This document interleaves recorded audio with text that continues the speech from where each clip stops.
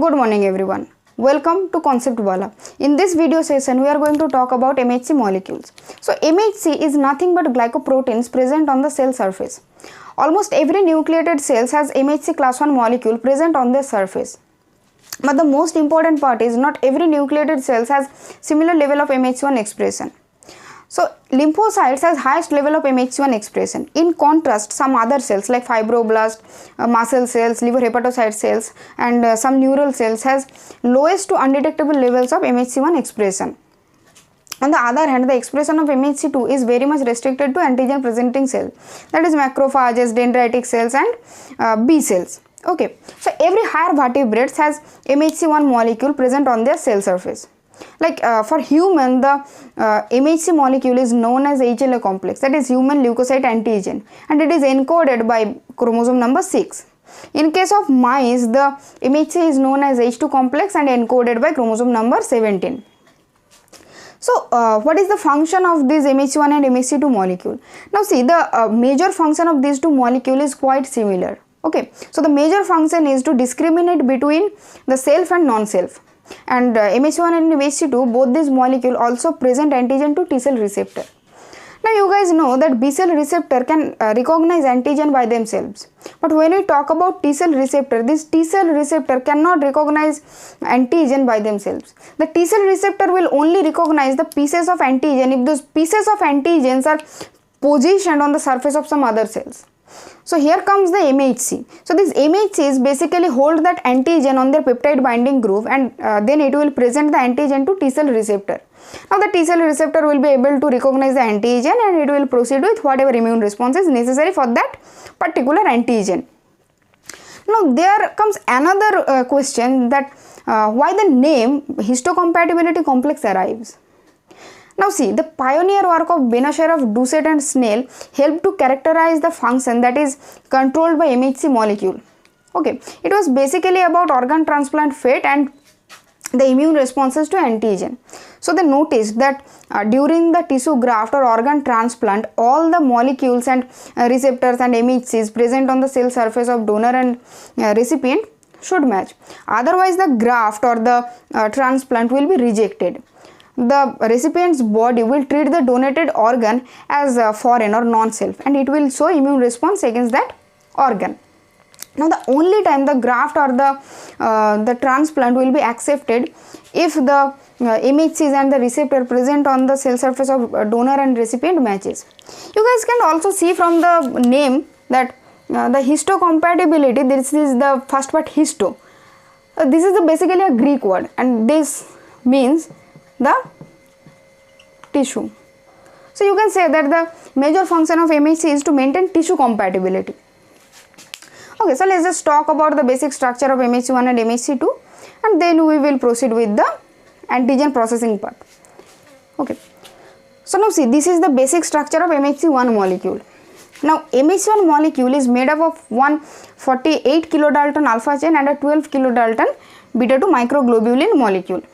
Now the alpha chain is arranged in 3 extracellular domain, okay, that is alpha 1, alpha 2 and alpha 3.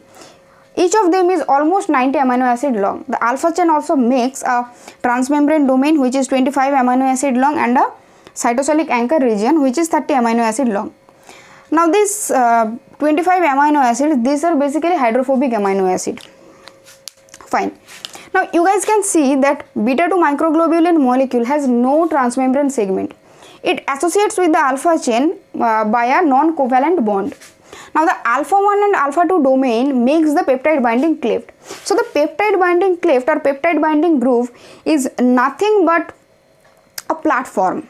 Okay, that platform is made up of 8 anti-parallel beta strands that is spanned by 2 long alpha helix.